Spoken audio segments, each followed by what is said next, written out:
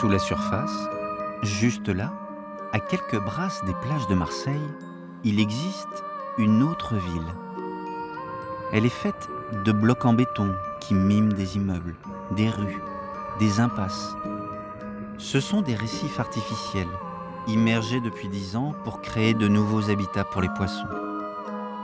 Le pari était de multiplier les naissances dans la rade pour soutenir la pêche. Les nouveaux locataires allaient-ils être au rendez-vous ?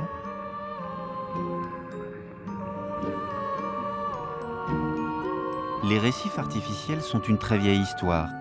Ils ont été inventés au XVIe siècle par les Japonais. Les pêcheurs avaient compris qu'en plaçant des fagots de bambou et quelques roches sous l'eau, ils captureraient plus de poissons. Actuellement, les récifs artificiels sont utilisés dans une quarantaine de pays dans le monde et les leaders sont toujours les Japonais. Ensuite, le deuxième grand pays au niveau des récifs artificiels sont les États-Unis. Donc contrairement au Japon où c'est un outil qui a été créé par les pêcheurs pour les pêcheurs, aux États-Unis c'est plus c'est une civilisation de loisirs et les récifs sont avant tout des récifs de loisirs pour la pêche récréative et la plongée. En France, il y a à peu près une trentaine de sites qui sont aménagés en récifs artificiels. La plupart sont situés en Méditerranée. Et le plus gros aménagement, en fait, à peu près 25% des récifs français, c'est les récifs de Marseille, les récifs du Prado, qui ont été immergés il y a déjà 10 ans.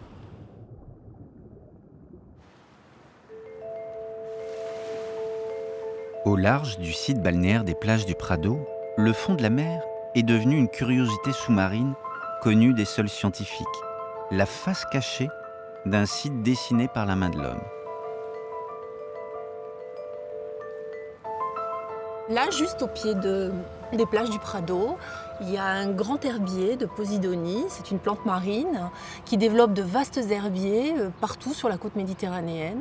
C'est une espèce endémique à la Méditerranée et qui est vraiment un écosystème qu'on dit pivot, vraiment important parce qu'il abrite une faune variée, parce qu'il est le lieu de reproduction des poissons, une zone de nurserie aussi pour les juvéniles, et donc c'est un écosystème majeur.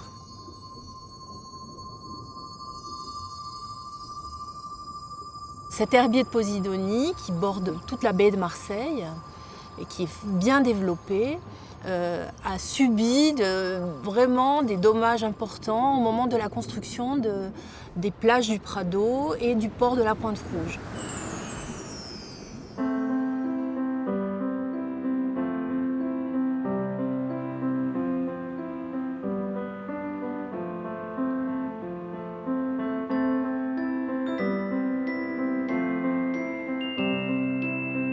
On a cherché à compenser, à trouver un moyen de recréer des habitats favorables aux poissons, qui allaient être forcément différents de l'herbier d'origine. On n'arrive jamais vraiment à remplacer un écosystème qu'on a détruit. Et donc une des propositions était de construire ces récifs.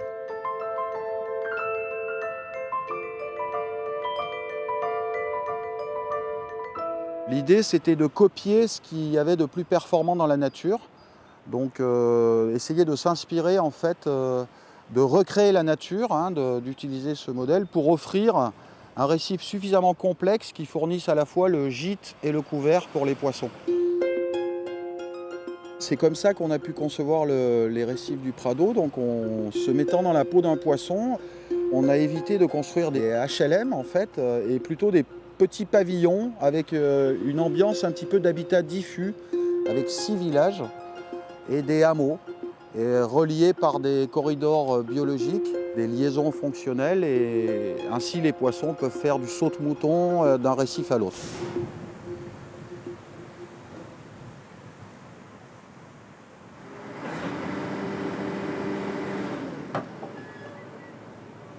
Ce qui va conditionner le peuplement qu'on obtient sur un récif artificiel, c'est la forme des structures. Si vous offrez un abri de toute petite taille, vous allez avoir de petites espèces qui vont s'installer dans ces petites cavités. Si vous proposez des longs tubes, vous risquez d'avoir des espèces très longilignes, de type congre, qui vont s'installer. Donc Évidemment, dans le cadre des récifs du Prado, on a travaillé longuement la conception de ces structures pour favoriser certaines espèces, en particulier toutes les espèces de la famille des dorades, des sards, parce que c'est le beau poisson qui est ciblé par les pêcheurs en général et demandé par les gens. Produire du poisson grâce à des maisons préfabriquées en béton, tel était le projet fou de 2007, financé à 40% par des fonds européens pour la pêche. Rangés un temps sur le port de Marseille, 400 modules dessinaient les fondations de la plus grande ville sous-marine d'Europe avant qu'elle ne soit engloutie.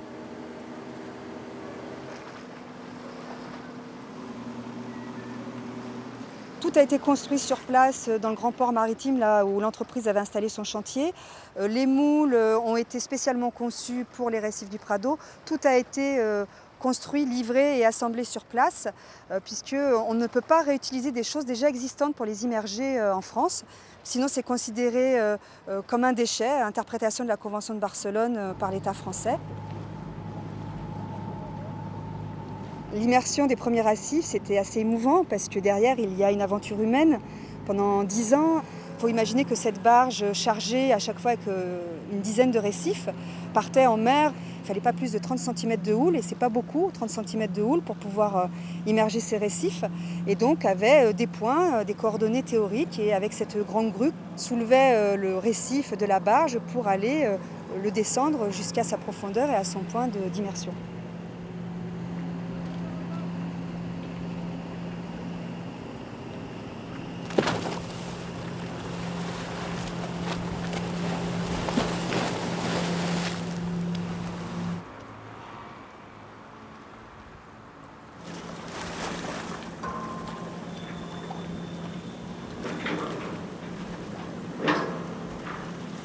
Il y avait des plongeurs qui descendaient pour retirer les élingues et les attaches et pour pouvoir remonter le système de fixation. Et puis après, il y avait des plongées de contrôle quelques jours après pour vérifier que les coordonnées de pose étaient bien correspondantes aux coordonnées théoriques qui avaient été données aux prestataires.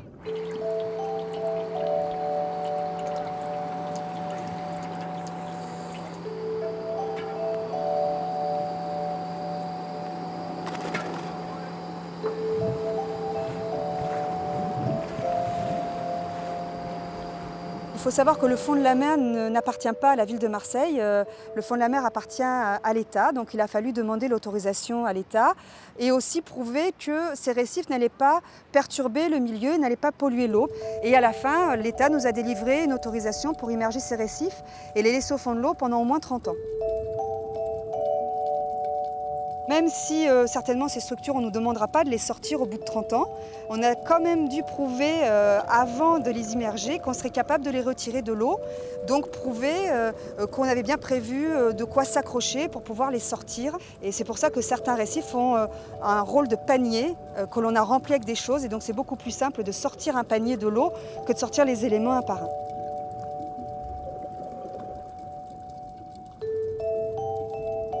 Qui sait encore, 10 ans après, que des milliers de mètres cubes de béton ont été déposés sous l'eau pour créer le plus grand champ de récifs d'Europe. Un artiste s'est donné pour mission de garder une trace de ces cités englouties. Il réalise des sculptures des récifs au 10e dans le même matériau, le béton. Ces pièces ont même rejoint le Fonds régional d'art contemporain.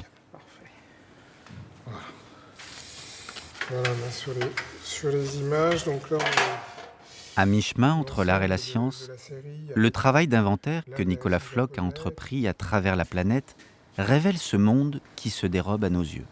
il y a beaucoup de sites quand même en région PACA avec les récifs évidemment de Marseille, mais il y a les récifs, là ce sont ceux de Beaulieu. Ici on a ceux de Cagnes-sur-Mer, là ce sont des récifs japonais. Des grandes structures en métal. Et chaque récif va renvoyer à des imaginaires. Alors, on a des récifs qui ressemblent à des pyramides aztèques, on a des récifs qui ressemblent à des ballons de foot, on a des récifs qui ressemblent à des structures vraiment géométriques, d'autres à des organismes, un peu plus des organismes vivants, même s'ils ne sont jamais complètement organiques, mais on peut retrouver des structures géométriques qu'on va retrouver dans des planctons ou des choses comme ça. On ne sait pas dans quel univers on est. Comme l'eau est jamais très très claire, on a un univers souvent un peu vaporeux. Donc une sorte de brume comme ça, autour de ces architectures qui sont quand même des structures assez étranges. Donc il y a ce sentiment d'étrangeté et de présence un peu fantomatique. On a l'impression que ces lotissements, ils ont été posés sur un sol totalement dénudé, quoi, en fait.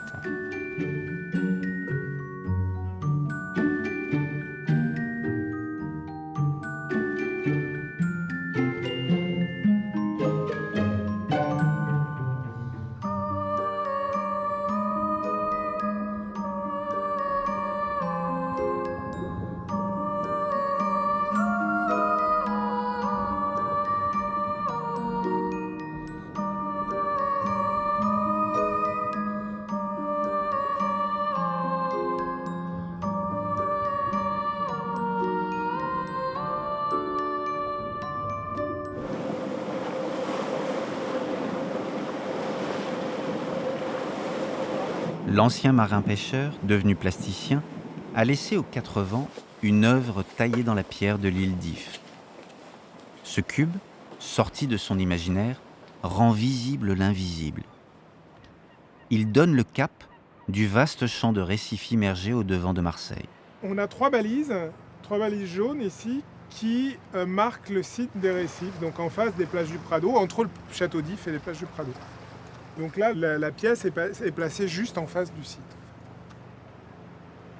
Le récif est une structure qui est très particulière, qui se différencie, je dirais, de quasiment tout autre type de construction. C'est une sorte de ruine inversée, en fait. C'est-à-dire qu'on va construire une structure pour qu'elle soit colonisée par des organismes vivants. C'est pas un habitat prêt à l'emploi dans lequel on arrive et on pose ses valises, c'est-à-dire c'est quelque chose qui se transforme et qui est vivant et qui se transforme au fil des années, en fait. Et donc ça n'est pas un abandon d'une structure, parce qu'une ruine c'est une structure abandonnée qui se dégrade. Là c'est pas une dégradation, c'est une chose qui se construit, mais avec la nature.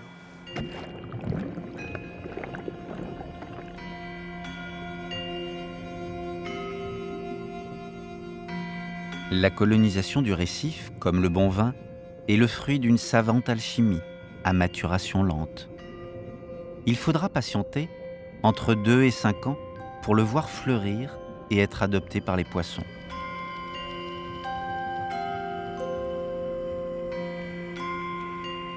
En attendant, le récif est mis sous cloche. Pêche, plongée, mouillage, tout y est interdit.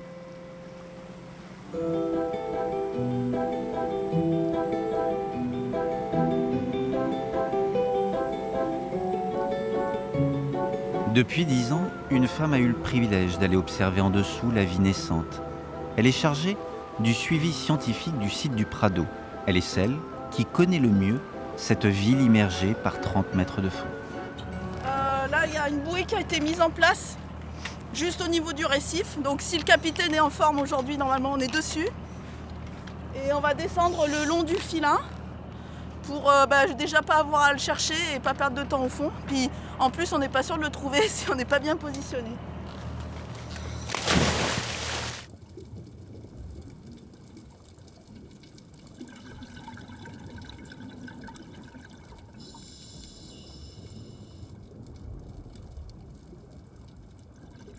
La surface où sont immergés ces récifs, c'est 200 hectares, donc c'est immense, c'est 200 terrains de foot. Donc bien évidemment, je ne connais pas tous les recoins de cette mini-ville sous-marine. J'en connais quelques-uns parce qu'il y a des récifs artificiels où je vais tout le temps pour faire les suivis. Mais globalement, j'ai encore des choses à découvrir.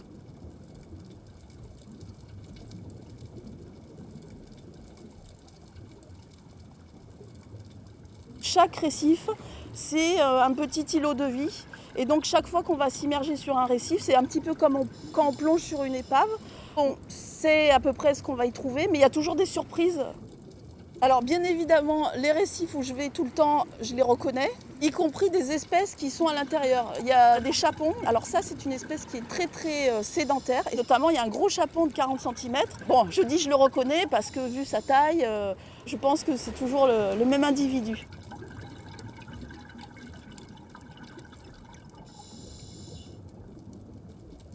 Ma mission sur ces récifs, depuis le début, ça a été de suivre la colonisation des récifs. Alors, quand on parle de colonisation, c'est quelque chose d'assez vaste parce que ces récifs, ils sont colonisés aussi bien par des poissons que par des tout petits organismes.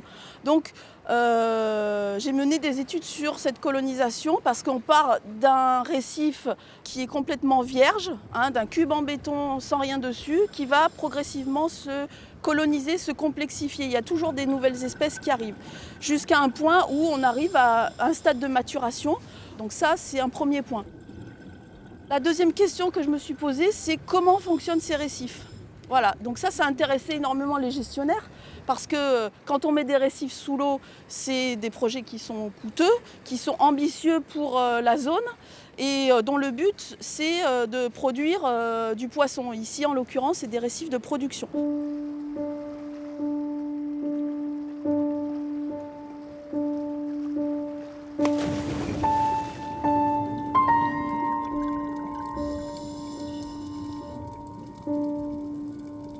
Pendant longtemps, les milieux scientifiques français ont dénigré les récifs accusés de dépeupler les fonds alentours. Les recherches menées à Marseille ont prouvé le contraire. Les récifs produisent bien de nouvelles générations de poissons.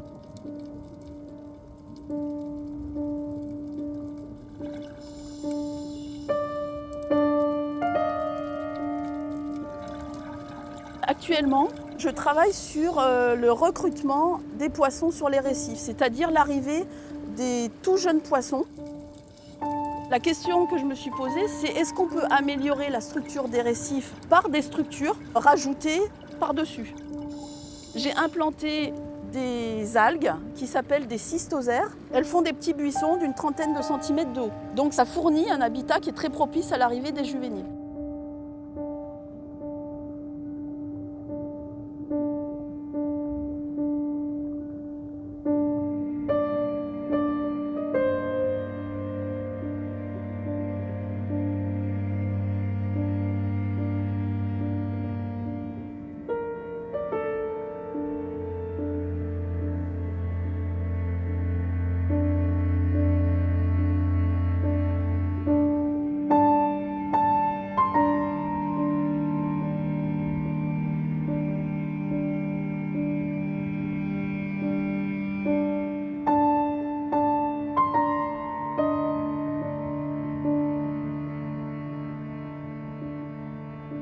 En 10 ans, le paysage a complètement changé. Au niveau de l'arrivée des poissons également, c'est assez spectaculaire parce que ça se colonise très vite. Et là, on est dans une phase où on assiste à un grossissement des poissons. Pour l'activité de pêche, alors on a très peu de retours par les pêcheurs professionnels, mais quand on discute avec eux, bon, ils nous disent « Oh non, les récifs, ça porte rien ». Puis finalement, en aparté, mais bon, allez, les récifs. Ah oui, c'est vrai que depuis qu'il y a les récifs, on pêche quand même pas mal. Voilà. Et puis, quand même, la preuve que ça doit quand même marcher, c'est que les pêcheurs s'en approchent le plus possible. Donc, ils sont vraiment en limite de concession. Ils mettent leur filet, ils pêchent à la ligne, vraiment le plus proche possible des récifs.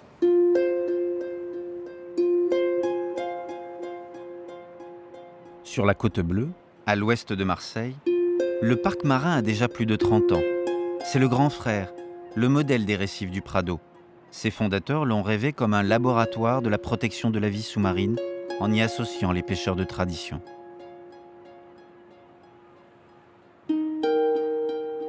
Entre Carry-le-Rouet et le Cap Couronne, il y a des réserves intégrales et des récifs ouverts à la pêche.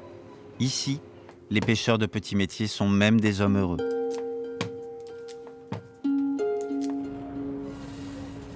L'effort de pêche qui a chuté énormément dans la région PACA, pratiquement 40% des bateaux ont disparu. On n'a pas ressenti ce problème justement dans une zone de réserve, de parc marin, de Natura 2000 et tout ça, le port de Carreau, au contraire, a vu son capital pêcheur augmenter. Donc pour nous, c'est déjà un signe de bien-être, quoi, de réussite pour les récifs, puisque c'est grâce aux récifs que ces bateaux peuvent travailler. Dans la réserve de Couronne, il y a 20 ans, le parc marin de la Côte Bleue est allé encore plus loin. Il a imaginé, pour protéger les petits pêcheurs, de dresser contre le chalutage illégal des récifs d'un autre genre. On les appelle récifs de protection. On ne les trouve qu'en Méditerranée. Ils obligent les chalutiers à respecter leur zone de pêche autorisée à 5 km du rivage. Ces fils rouges sont les traits de chaluts illégaux relevés pendant l'année 1994 en plein cœur de la réserve de Cap-Couronne. 3 ans plus tard, alors que les récifs de protection ont été immergés, les chalutiers sont partis au large.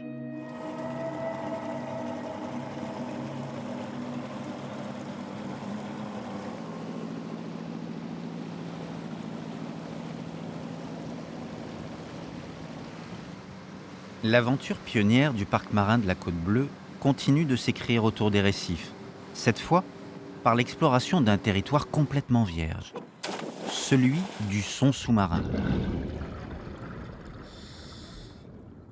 En plaçant des micros sous l'eau, les océanologues et les acousticiens espèrent ouvrir la voie vers de nouveaux champs de connaissances. Donc là, il y a une palanquée de plongeurs qui est partie remonter un enregistreur acoustique autonome. Donc c'est un enregistreur qui enregistre les sons pendant 1 mois. Donc c'est un hydrophone. C'est un microphone qui est étanche et qui capte tous les sons sous-marins que l'on pose sous l'eau. Et branché à cet hydrophone, on a un système d'enregistrement acoustique. Avec ces hydrophones qui resteront plusieurs années dans les récifs, le parc cherche à savoir si la réserve de Cap-Couronne est une frayère pour les loups et les dorades et si le passage des navires du port de Fos-sur-Mer a un impact sur la vie des poissons. Tiens, c'est bon. Exceptionnel ce truc. Dans l'eau, le son se propage beaucoup plus facilement que dans l'air, en parcourant des distances incroyables. Le monde du silence est en fait une cacophonie dont il reste à déchiffrer la partition.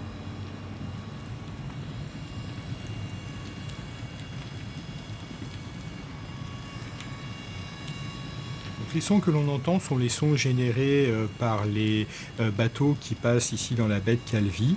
Donc on entend des sons qui ont été mesurés sous l'eau.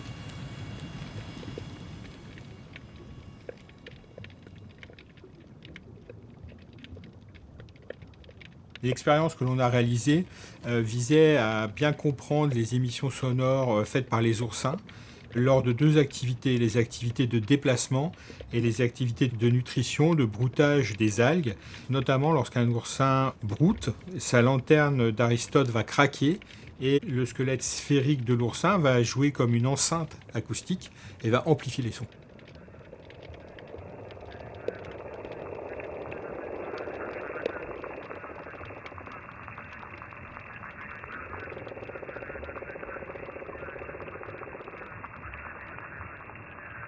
Ici, nous ne sommes pas dans une forêt vierge, mais nous sommes dans les récifs artificiels du Prado. Nous entendons une cacophonie de sons qui provient de l'herbier entourant les récifs. Et en plus de cette cacophonie, sur cette cacophonie, on va entendre des bruits de tambour, des grognements qui sont dus à des individus particulièrement proches, des espèces de poissons comme les ophidions, et qui habitent dans le récif.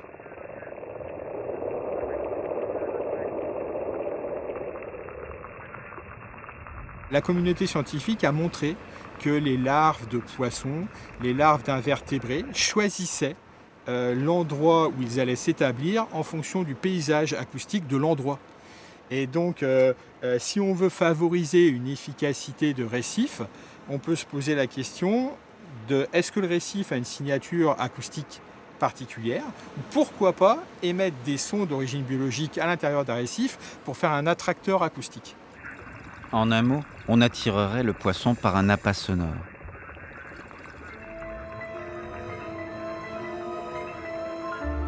Les cités sous-marines n'ont pas fini de peupler nos imaginaires.